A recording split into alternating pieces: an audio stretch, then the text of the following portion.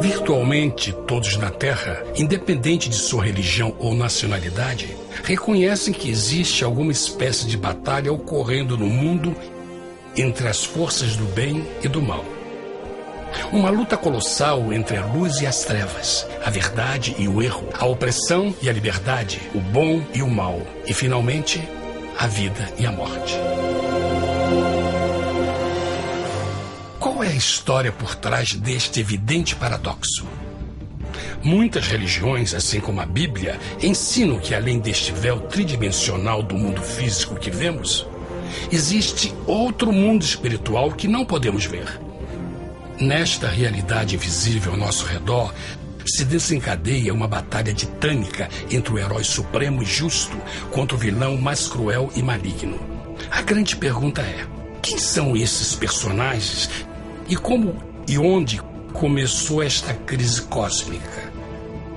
Este é o maior mistério de todas as épocas e a história mais fascinante e verdadeira que jamais tem sido contada.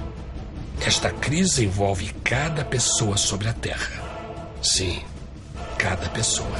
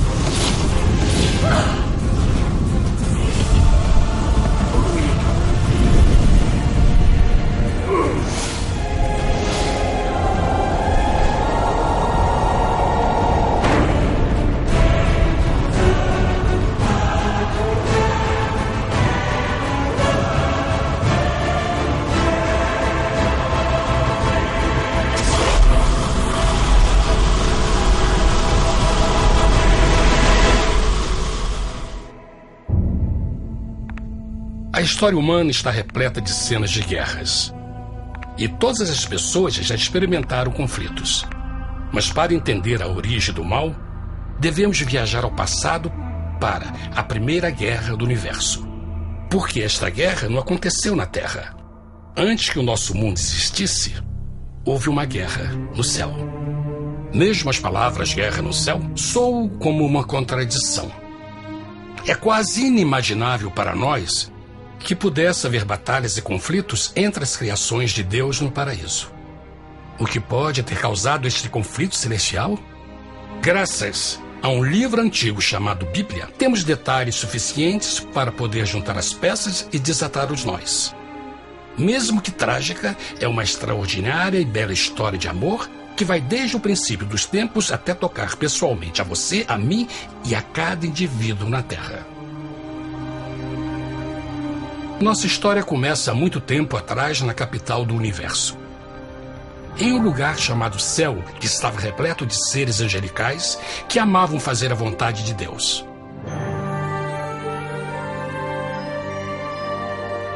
Sob o justo e amoroso governo do Criador, todo o céu desfrutava uma existência de felicidade e perfeita paz. O príncipe supremo do paraíso e comandante dos anjos era o poderoso e amoroso Filho de Deus, mais conhecido com o nome que adotou quando veio à Terra, Jesus. Ele tinha o mesmo propósito e pensamento com Deus, o Pai. O céu, sob o comando compassivo do Pai, Filho e Espírito Santo, provou ser um maravilhoso lugar de paz e alegria. Para realizar as ordens de Deus, a Trindade estava rodeada de um oceano virtual de inumeráveis espíritos ministradores chamados serafins e querubins, mais conhecidos como anjos.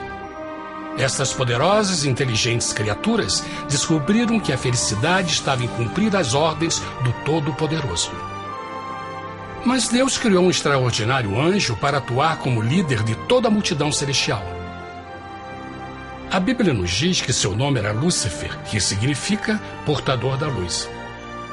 Este querubim foi o maior ser criado por Deus e assumia a posição mais próxima do trono de Deus, estando diretamente sob a autoridade de Jesus. A tarefa de Lúcifer era difundir a luz e o conhecimento da vontade de Deus a todos os outros anjos. Lúcifer foi o mais esplêndido ser criado por Deus. Era extremamente bonito e dotado de enormes poderes de liderança e organização. Entre os anjos, ele foi muito admirado, respeitado e amado como amigo. Mesmo assim, Deus previu o mal que Lúcifer estava a ponto de introduzir no reino da luz. Cheio de sabedoria e formosura, de todas as pedras preciosas te cobrias. Tu eras o querubim, ungido para cobrir, e te estabeleci. No monte santo de Deus estavas. No meio das pedras afogueadas andavas. Perfeito eras nos teus caminhos, desde o dia em que foste criado, até que se achou iniquidade em ti. Quando Lúcifer percebeu a sua beleza e poder, seu coração pouco a pouco começou a mudar. Permitiu que seu enfoque se afastasse de Deus e direcionou seu amor para si mesmo. Talvez nunca saberemos completamente como e porquê estas sementes de rebelião germinaram em seu coração. Mas o profeta Isaías nos dá uma visão do pensamento de Lúcifer.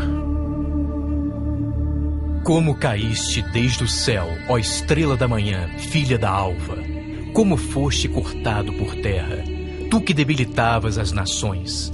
E tu dizias no teu coração: eu subirei ao céu, acima das estrelas de Deus exaltarei o meu trono.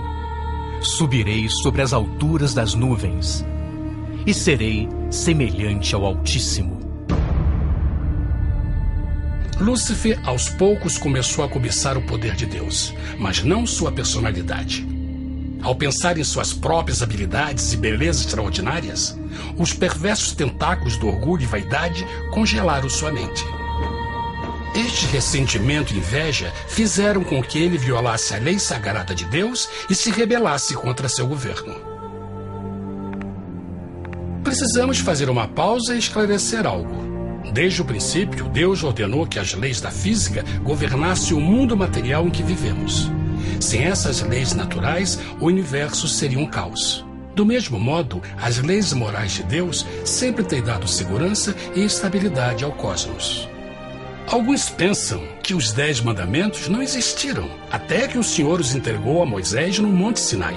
Mas as Escrituras nos ensinam que os princípios das leis de Deus sempre existiram por toda a eternidade, pois são a base fundamental de seu reino de amor.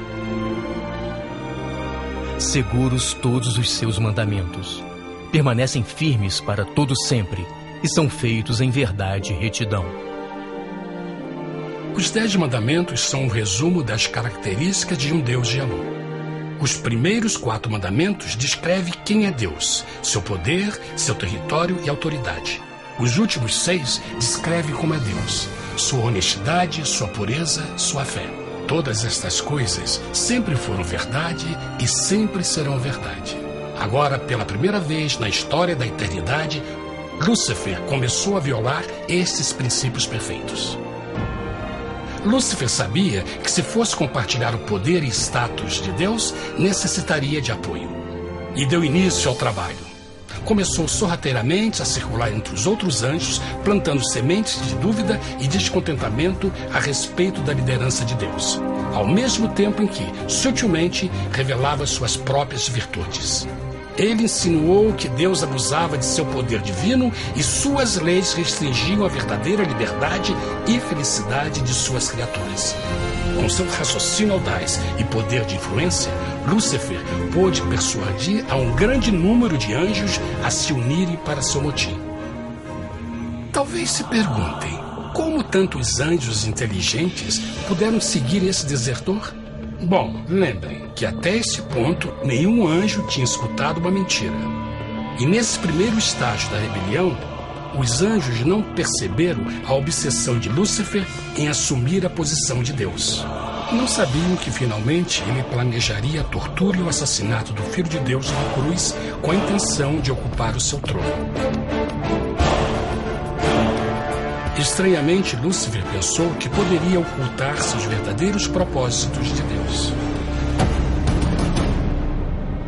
Ai dos que querem esconder profundamente o seu propósito do Senhor e fazem as suas obras às escuras e dizem: quem nos vê e quem nos conhece? Não pense nem por um momento que a rebelião de Lúcifer surpreendeu Deus e o pegou desprevenido. O Senhor sabe de todas as coisas e os pensamentos de suas criaturas. Ele entendia exatamente o que estava se passando pela mente de Lúcifer. E piedosamente Deus advertiu o desgarrado anjo do perigo. Mas no final, o orgulho e a vaidade não permitiram que Lúcifer se arrependesse. Então, iniciou a rebelião total contra Deus em vez da humilde obediência. Alguns podem perguntar: isso significa que Deus criou um anjo defeituoso? Não, mas ele criou Lúcifer com livre-arbítrio. Verão que o livre-arbítrio é uma coisa maravilhosa, mas também muito perigosa, incluindo o risco de uma rebelião e a possibilidade de que o amor de Deus seja rejeitado. Vejam que o amor real não pode vir de uma criatura pré-programada e não pode ser forçado, deve ser voluntariamente dado. Por exemplo, mesmo que seja bonito este cachorro robô, na verdade, nunca poderá amar-me. Posso fazer que pareça que me ame, mas só estará seguindo instruções pré-programadas. Não tem opção. Por outro lado, este pequenino está realmente feliz em ver-me. Ele decidiu dar-me seu afeto. E com o tempo, nossa relação se fará mais forte, enquanto eu ame e cuide bem dele. Do mesmo modo, um Deus de amor só quer amor verdadeiro de suas criaturas. E para que isso aconteça, elas precisam ter o livre-arbítrio. A rebelião de Lúcifer é a maior evidência de que ele tinha esta liberdade. Agora, a grande pergunta é: como Deus enfrentaria esta crise? Como lidaria com Lúcifer e com os milhões de anjos que se uniram nessa rebelião? Muitos questionam: por que Deus não acabou imediatamente com a rebelião? Afinal, ele poderia facilmente vaporizar Lúcifer com um raio. Mas isto teria solucionado o problema? Não, pelo contrário. Isso só teria intensificado as dúvidas e suspeitas que Lúcifer havia plantado na mente dos anjos. Lembrem que Lúcifer sabia, como ninguém mais, da engrenagem interna do governo de Deus. Sua destruição seria vista como parte de uma grande armação. E a razão que motivou servir Deus teria sido o medo da represália e não o amor. O Senhor sabia, na sua sabedoria, que a melhor forma de enfrentar a crise era permitindo que tudo seguisse o seu curso. Esta seria a única forma de se assegurar que o mal não se ergueria outra vez. Deixai crescer ambos juntos até a ceifa. E por ocasião da ceifa, direi aos ceifeiros: colhei primeiro o joio e atai-o em molhos para o queimar, mas o trigo ajuntai-o no meu celeiro.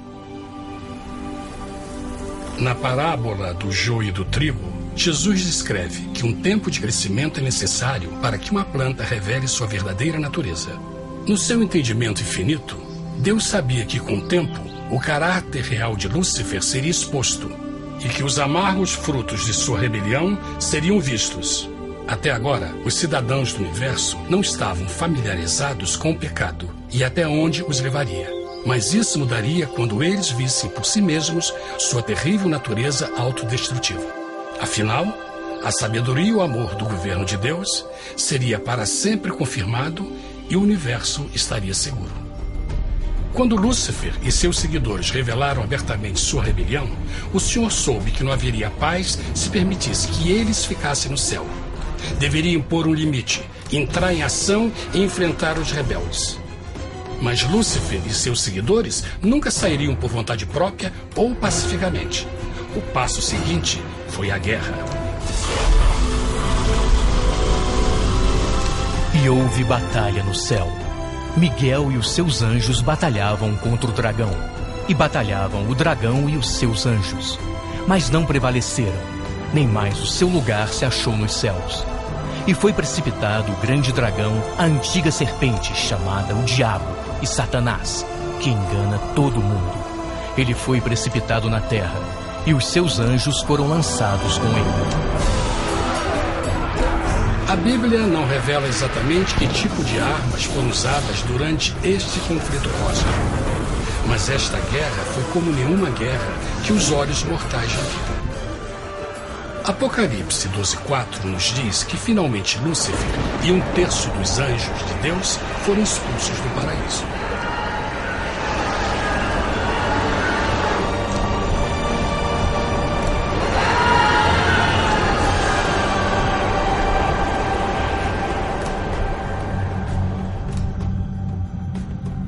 Mas e agora?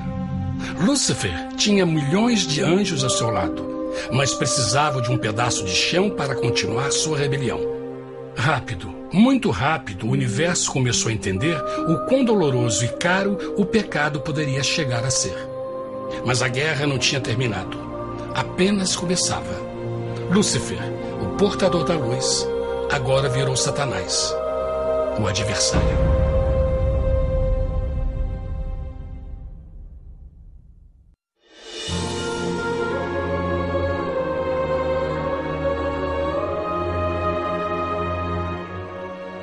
Depois da guerra no céu, Satanás e seus anjos caídos foram expulsos da corte de glória. Por um tempo, o diabo e seus demônios vagaram pelo universo buscando inutilmente mundos que se compadeceram e se uniram à sua rebelião. Enquanto isto, o coração de Deus sentia intensamente o vazio que deixou a perda de Lúcifer e seus anjos. Então o Pai, o Filho e o Espírito Santo retomaram o seu trabalho favorito, o maravilhoso trabalho da criação. Decidiram fazer um mundo novo, pleno, com muita variedade e diversas criaturas de amor. Este novo mundo seria único, porque as criaturas principais seriam feitas à imagem de Deus. Para eles, o Senhor também daria o domínio deste planeta novo, que conhecemos como Terra. No princípio, Deus criou a terra. E viu Deus tudo quanto tinha feito, e eis que era muito bom. Que imagem maravilhosa! Deus forma um novo mundo, nosso planeta, Terra. E em cada maravilhoso dia da criação, algo novo e espetacular começa a fazer parte da cena. Por exemplo, no terceiro dia, Deus falou e uma linda e exuberante vegetação fez parte da existência. Plantas de todas as cores, formas e tamanhos. No quinto dia, o mundo estava repleto de espantosas e exóticas criaturas, que podiam tanto se elevar aos céus como deslizar pelas águas azuis. E outras podiam fazer as duas coisas. No sexto dia, houve a introdução de um grande número de animais terrestres. Desde o gigante elefante até o pequeno esquilo, cada um encontrou um lugar nesse novo planeta para viver em harmonia com o resto da criação. E também no sexto dia, Deus criou o homem. E disse Deus: façamos o homem à nossa imagem conforme a nossa semelhança. E formou o Senhor Deus o homem do pó da terra, e soprou em suas narinas o fôlego da vida, e o homem foi feito alma vivente. E plantou o Senhor Deus um jardim no Éden, do lado oriental, e pôs ali o homem que tinha formado.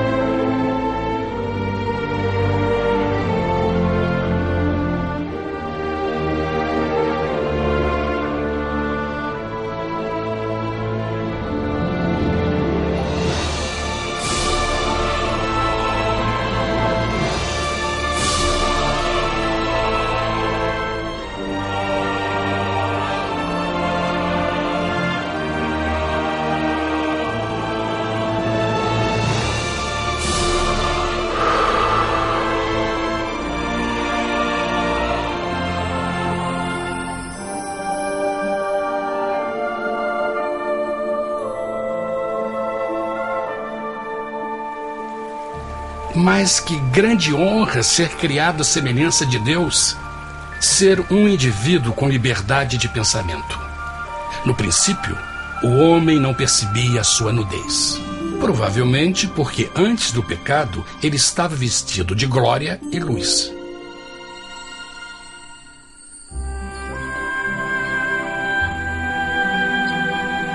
Deus também criou a companheira perfeita para Adão, sua bela esposa Eva.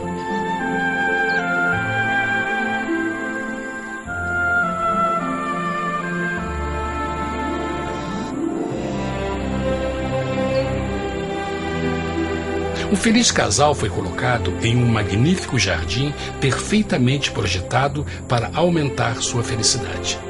Para Adão e Eva e as outras criaturas da terra, também foi dado o privilégio divino de procriar a sua própria imagem.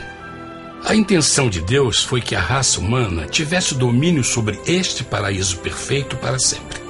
Eternamente felizes e saudáveis, trabalhariam com a flora do jardim de Deus, enquanto desfrutariam o afeto e companhia de todas as criaturas sob seus cuidados. O ambiente que nossos primeiros antepassados experimentaram foi muito diferente do mundo de hoje. As rosas não tinham espinhos, os insetos não mordiam nem picavam, e os leões e as ovelhas brincavam juntos. Mas a grande bênção era os humanos viverem em perfeita harmonia com seu Criador. A cada 7 dias, Adão e Eva descansavam de seu prazeroso trabalho e gozavam de uma comunhão com a visita de seu Criador. Era um mundo esplêndido e maravilhoso. E esse estado de felicidade teria continuado eternamente se nossos primeiros parentes tivessem mostrado fidelidade com uma simples prova. Mas da árvore do conhecimento do bem e do mal, dela não comerás, porque no dia em que dela comeres, certamente morrerás. Visto que o adversário havia contaminado o universo com sua rebelião, o Senhor viu a necessidade de uma simples prova de amor e lealdade. Lembrem que os anjos bons acabaram de ver 1/3 de seus amigos serem expulsos do céu durante a guerra. Como estariam seguros de que esses novos humanos não se uniriam a Lúcifer e causariam problemas? Então o Senhor plantou uma árvore no jardim, uma árvore cujo fruto não deveria ser comido sob pena de morte. Ao passar por esta simples prova de obediência, Adão e Eva mostrariam a lealdade para com Deus e a fé em sua palavra. Ainda mais, era uma prova de amor. Por isso, Jesus disse em João 14, se me amais, guardais meus mandamentos. Mas alguém mais soube desta prova de fé e estava determinado a usá-la em seu favor. Satanás estava com inveja dos humanos que desfrutavam da bendita vida que ele perdeu. Sua feliz existência estava em total contraste com a sua, que agora estava cheia de culpa, pecado e miséria. Com ressentimento e raiva, não estava disposto a deixar o casal em paz, pois o pecado sempre buscará arrastar a outros consigo.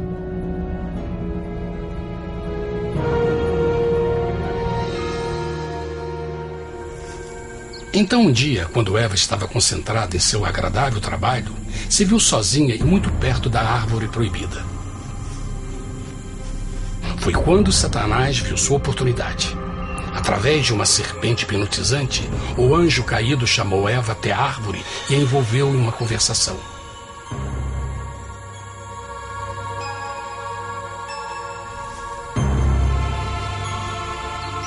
Suas palavras encantadoras foram cuidadosamente calculadas para gerar desconfiança a Deus.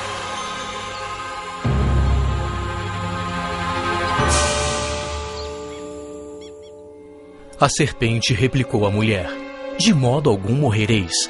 Deus sabe que no dia em que dele comerdes, vossos olhos se abrirão e sereis como Deus, conhecedores do bem e do mal.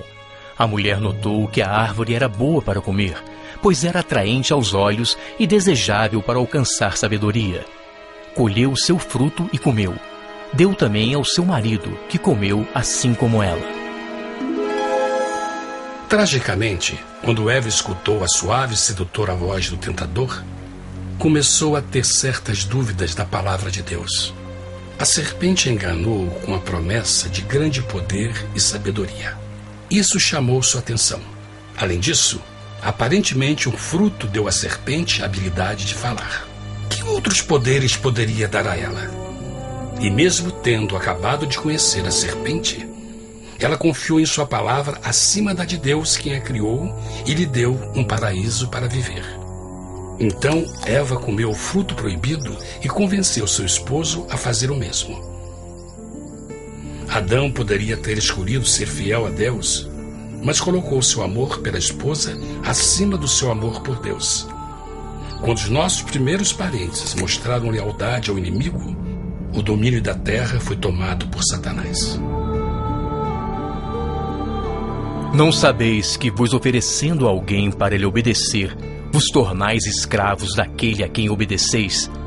Ninguém pode servir a dois senhores. Este mundo agora seria o último campo de batalha entre o bem e o mal, e o coração de cada homem e mulher seria o prêmio. Adão e Eva não se deram conta desse tempo, mas seu momento de desconfiança e desafio abriria as comportas do sofrimento de milhões de pessoas durante milhares de anos.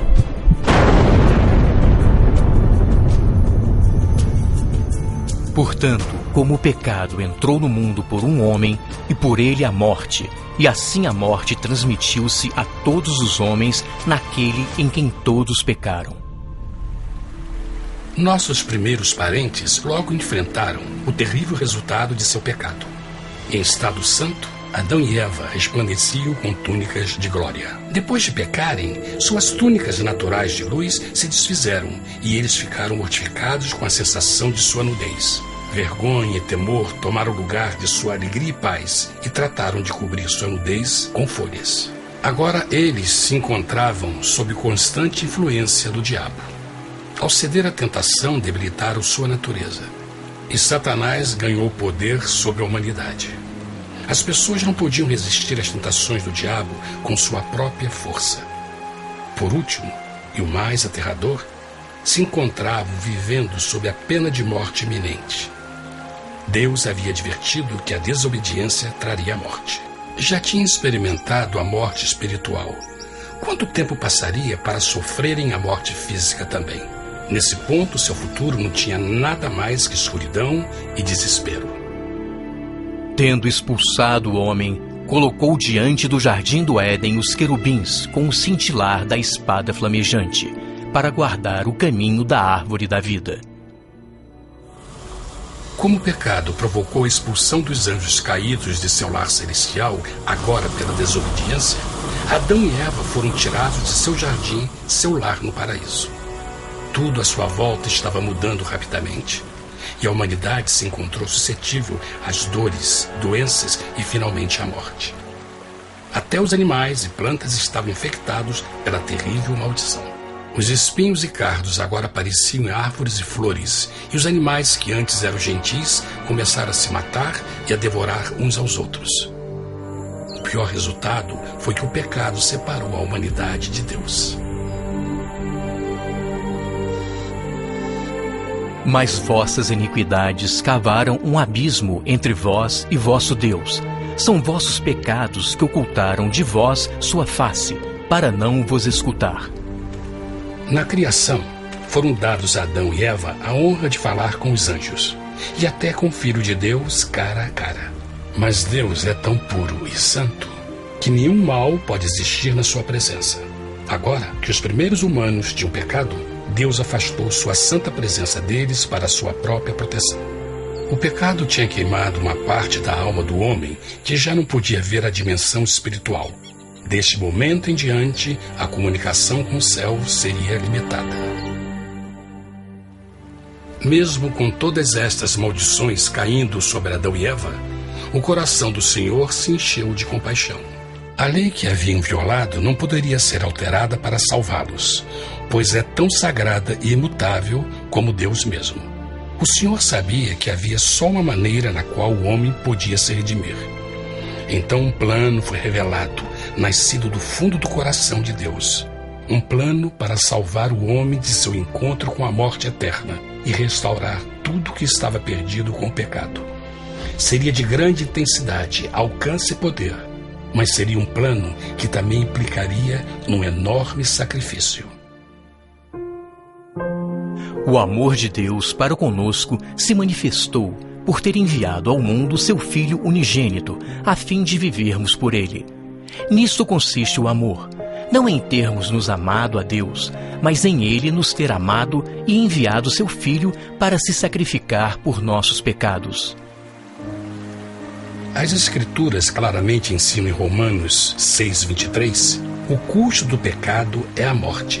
A lei violada demandava a vida do pecador e só tinha um em todo o universo qualificado como substituto da humanidade. O Criador só podia pagar a dívida de suas criaturas tomando seu lugar. Então Jesus Cristo, o Filho de Deus, concordou em deixar a pureza, glória e segurança do céu. Ele viria para morrer em nome do homem em seu malvado e renegado planeta. Ele nasceria como um inocente e indefeso bebê, suportaria uma vida de dor e vergonha e mesmo assim viveria uma perfeita e vitoriosa vida. Finalmente, ele teria uma morte humilhante para poder ser o substituto da humanidade caída. Por seu sacrifício, a humanidade incrivelmente receberia uma nova oportunidade de ter a vida eterna. Seu sangue seria o resgate para um mundo raptado por Satanás. Este maravilhoso plano de redenção foi graficamente ilustrado no sistema de sacrifício de animais ordenado por Deus depois da queda do homem. O Senhor tinha avisado Adão e Eva que iriam morrer no dia em que comessem do fruto proibido. E como que permaneceram vivos? A Bíblia nos diz que imediatamente depois do pecado, Deus providenciou roupas na forma de peles de animais. É bom notar que o Apocalipse se refere a Jesus Cristo como a ovelha que foi morta desde o princípio do mundo. Isto indica que uma ovelha foi sacrificada no mesmo dia para prevenir suas mortes imediatas. Pela fé, neste sacrifício, suas mortes foram simbolicamente transferidas deles para a criatura inocente. A ovelha certamente era a representação de Jesus. Assim, um raio de esperança foi dado em uma situação de escuridão e desespero. Através do arrependimento e a fé no sangue do Messias, qualquer humano poderia uma vez mais ser filho de Deus. Mas mesmo com este grande plano para a humanidade, Satanás ainda tinha o domínio da terra. E a vida na terra não estava fácil. No mundo haveis de ter aflição, mas coragem, pois eu venci o mundo. Naturalmente, muitos se perguntam, como um Deus amoroso e poderoso permite dores e sofrimentos no nosso mundo atual? Mas está claro desde o Gênesis que Deus nunca quis que nós tivéssemos o conhecimento da dor dessa vida. Quando o mundo saiu das mãos de Deus, a terra era um maravilhoso paraíso. Foi o pecado de Adão e Eva que deu a Satanás o direito de assumir o controle deste planeta. Devido à sua trágica eleição, o diabo e seus súditos ganharam o poder de tentar e atormentar os humanos, introduzindo a doença, a dor e o sofrimento. Talvez fosse melhor perguntar: por que Satanás não tem o controle total da humanidade? A resposta é Jesus Cristo. Talvez já perceberam que a morte de Jesus na cruz deu a cada um de nós a oportunidade de sermos salvos, mas na verdade fez muito mais do que isso. Quando o Salvador ofereceu sua vida para redimir a terra, esse ato poria restrições ao controle de Satanás sobre a humanidade. Satanás não poderia forçar nossa vontade e seu poder de nos ferir seria limitado. O sacrifício de Cristo também nos trouxe um tempo de prova, durante o qual poderíamos ver a diferença entre o governo de Deus e o de Satanás, e então decidir a quem servir. Finalmente, pelo sacrifício que fez Jesus, o reino de Satanás chegará ao seu final, e um dia a terra será devolvida ao homem mais maravilhosa do que era no princípio. Mesmo Adão e Eva tendo começado suas vidas como exilados do paraíso, ainda tinham esperança. Deus providenciou peles de animais sacrificados para se cobrirem. Mas o mais importante, Ele prometeu o sangue do Cordeiro de Deus para pagar por seu pecado, se aceitassem Cristo e se arrependessem. Uma grande pergunta permanece: as pessoas aceitaria o grande presente de Deus? Como escaparemos se agora desprezarmos a mensagem tão sublime da salvação? A incrível história que acabaram de escutar é verdade e afeta vocês. Pois, pelo desejo de Satanás de ser Deus e a desconfiança e desobediência de Adão e Eva, todos nós nos encontramos em uma situação perigosa. De um lado, a humanidade foi grandemente favorecida por Deus com uma segunda chance de recuperar nosso lugar no Éden. Por outro lado, se nós desistirmos de aproveitar esta grande chance, nos tornaremos escravos de Satanás e finalmente seremos destruídos quando Deus limpar o universo do pecado. Amigos, não há melhor hora de fazer sua escolha por Jesus do que agora mesmo. Nenhum de nós sabe quanto tempo mais teremos que viver nesta terra. Jesus nos tem mostrado grande interesse no seu bem-estar e seu amor por vocês o levou a providenciar uma maneira de escaparmos de uma futura destruição. Ele quer que você o aceite e se arrependa de seus pecados. Através de Cristo, pode encontrar o perdão para tornar-se como Ele em caráter. A triste notícia é que Satanás atua de todas as formas possíveis para evitar que aceite o presente da salvação de Deus. Devido à nossa rotina da vida, o amor ao dinheiro ou alguma outra distração fascinante, ele trabalha para manter a todos ocupados e afastados do que, na realidade, mais importa, sua salvação eterna. Para que entendam a realidade da situação e que se você não escolhe a Jesus por omissão, está escolhendo a Satanás. Mesmo que a terrível escolha de Adão e Eva nos traga morte e miséria, vocês agora podem tomar uma melhor decisão. Deus está oferecendo uma paz que satisfaz o anseio mais profundo de sua alma e uma alegria que não encontrará nas atribulações deste mundo. O desejo que tem o coração de Deus é que seja salvo e esteja com Ele no paraíso. Mas o único que pode mantê-lo fora do céu é você. Imagine a tragédia que seria se você recusasse este precioso presente. Você pode decidir hoje e aceitar a salvação que Deus prometeu. Na verdade, nesse momento, pode aceitar a vida eterna através de Jesus Cristo. Posso convidá-lo para que acompanhe agora mesmo em uma simples oração, aceitando sua maravilhosa oferta?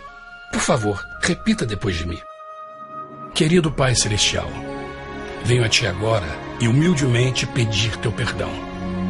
Senhor, confesso que sou um pecador e violei Tua santa lei. Entendo que a pena por esse pecado é a morte. Acredito que Jesus Cristo sofreu e morreu na cruz para receber o castigo por todos os nossos pecados. Acredito que Jesus ressuscitou e eu o aceito como meu Salvador pessoal. A partir deste momento em diante, Te dou o meu coração e eu o aceito como o Senhor da minha vida. Por favor, perdoa todos os meus pecados e envia Teu Espírito para ajudar-me a fazer a Tua vontade. Te agradeço por Teu grande amor e aceito Teu presente da vida eterna. E eu oro tudo isso em nome de Jesus. Amém.